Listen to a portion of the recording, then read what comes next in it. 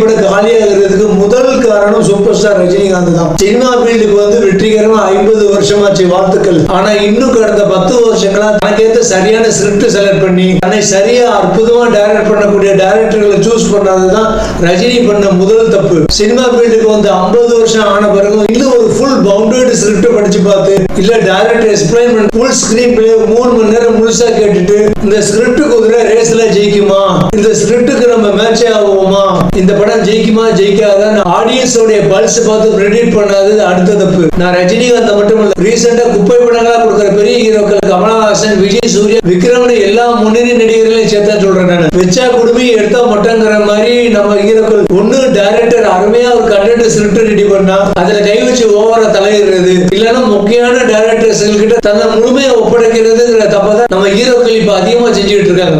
அப்படியே அந்த டைரக்டர்களை நம்பி தன்னை ஒப்படைச்சாலும் அந்த டைரக்டர் நம்மளை வச்சு செய்யறாங்கன்னு கண்டுபிடிக்க தெரியணும். இந்த படத்துல இந்த சீனை கவனிங்க.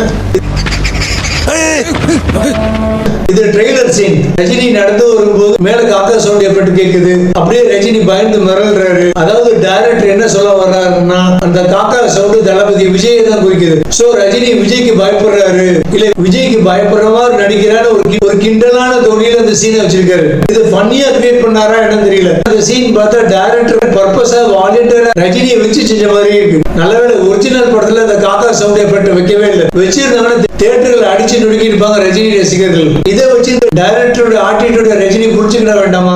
தன்னை வச்சு படம் டைரக்ட் பண்ற இயக்குனர் கமல் ஃபேனா இருந்தா தப்பு இல்ல, அந்த டைரக்டர் விஜயோட ஃபேனா இருந்தா ரொம்ப டேஞ்சரா இருக்கும். பாருங்க, இந்த ஒரு சீன்லயே தான் கமலோட டைலாக் ஃபேன் கிடையாது, விஜயோட உண்மையான விசுவாசின்னு ரஜினியை வச்சு நிரூபிச்சிருக்காரு டைரக்டர். இந்த மாதிரி நிறைய ஆபத்துகள் ரஜினியை சூழ்ந்து நிறைய இருக்கு. ரஜினி தான் ரொம்ப கேர்ஃபுல்லா இருக்கணும். தனக்கேற்ற சரியான ஸ்டோரி கண்டென்ட் உள்ள ஸ்கிரிப்ட் செலக்ட் பண்ண முடியலையா, தனக்கேற்ற டைரக்டர்ஸ் செலக்ட் பண்ண முடியலையா, பேசாம வீட்டுல உட்காந்து ரெஸ்ட் எடுக்கணும். அதை விட்டுட்டு பணத்துக்கு ஆசைப்பட்டு நடிச்சு நம்ம உயிர் எடுக்க கூடாது. டிக்கெட்டுக்காக 300-400 ரூபாய் பொண்ணான 3 மணி நேரத்தை செலவழிச்சு தன்னை நம்பி ஒரு ரசிகர்களை